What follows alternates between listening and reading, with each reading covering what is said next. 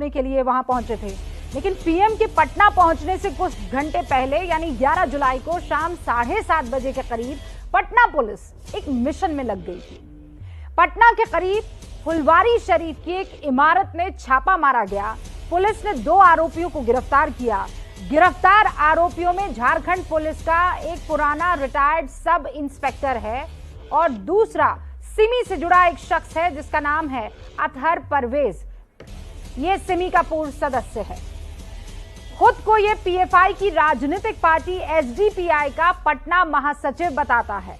इन संदिग्ध आरोपियों से पूछताछ के बाद यह खुलासा हुआ है कि ये एक बहुत बड़ी गड़बड़ी फैलाने का प्लान कर रहे थे। पटना दौरे के दौरान गड़बड़ी की साजिश इन लोगों ने रची थी। 12 जुलाई को पीएम का पटना दौरा था, 11 को इन लोगों को गिरफ्तार किया गया। पिछले कुछ वक्त से फुलवारी शरीफ में हथियारों की ट्रेनिंग भी दी जा रही थी। दूसरे राज्यों से आए लोगों को भी हथियारों की ट्रेनिंग दी जा रही थी। संदिग्ध आतंकियों के पीएफआई और एसडीपीआई से जुड़े होने का आरोप लग रहा है।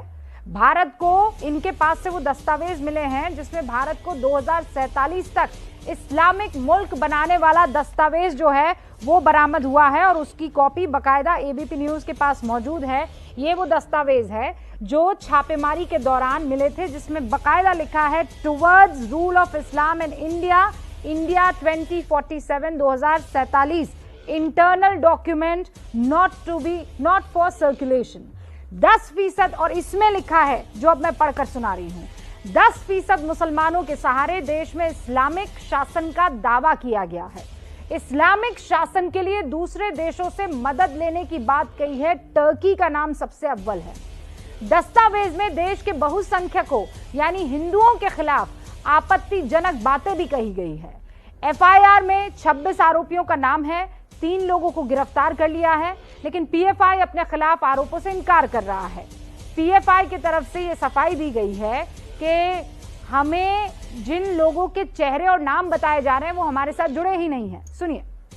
बिहार में जो अरेस्ट हुए हैं पटना के अंदर पीएफआई के दोनों मेंबर्स नहीं हैं, जो 2 निर्दोष लोगों को वहां पर अरेस्ट करके पीएफआई को टारगेट करने के लिए उन्हें अरेस्ट करके पीएफआई का मेंबर बताया जा रहा है। हमें यहाँ पर क्या दिख रहा है कि एक ऑफिस को इन्होंने रेड किया, उसके ओनर को इंक्वायरी के लिए बुलाया, फिर उस ओनर को छोड़ दिया। उसके बाद में एक प्रेस कॉन्फ्रेंस में एक बड़ा डॉक्यूमेंट पढ़ा गया, उसके बाद लोगों को अरेस्ट किया जा रहा है एक स्टोरी बनाने के लिए।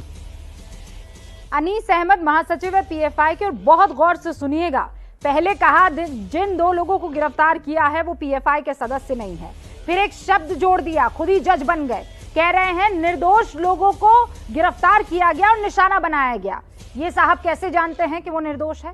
पीएफआई सफाई तो दे रहा है, लेकिन देश में पिछले लंबे वक्त से आप जानते हैं सांप्रदायिक सौहार्द बिगाड़ने की ज्यादातर खबरों में इसी संस्था का नाम आया है। आरोप यह भी है कि नुपुर शर्मा के बयान के बाद पटना में यह साजिश रची जा रही थी।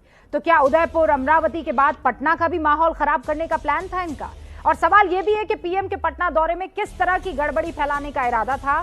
25 साल बाद जैसा मैं ये डॉक्यूमेंट आपके सामने रख रही हूं, वाकई क्या लोकतंत्र को किसी और तंत्र में तब्दील कर देने की साजिश है? और अगर है तो इसके पीछे कौन है? आज की हुंकार भरने के लिए जो खास मेहमान हमारे साथ जुड़ चुके हैं उनसे आपका तारुफ करवा देती हूँ। स्टूडियो में हमारे साथ 4 मेहमान जुड़ गए हैं, लेकिन पहले प्रेम शुक्ला साहब प्रवक्ता है बीजेपी के हमारे साथ जुड़ चुके हैं। मृत्युंजय तिवारी प्रवक्ता आरजेडी के हमारे साथ जुड़ चुके हैं। अजय आलोक साहब यहाँ स्टूडियो में आज मौजूद है राजनीतिक विश्लेषक के तौर पर। कलीमुल हफीज साहब, इंतजार कर रही हूँ मैं उनका, एआईएमआईएम के अध्यक्ष है। और अतीकुर रहमान साहब, इस्लामिक स्कॉलर, इस वक्त आपको स्क्रीन पर दिखाई दे रहे हैं। अश्विनी उपाध्याय वकील है सुप्रीम कोर्ट में और आज यहाँ पर इसलिए भी हमारे साथ मौजूद है क्योंकि पीआईएल दाखिल की है अश्विनी उपाध्याय ने फंडिंग को लेकर।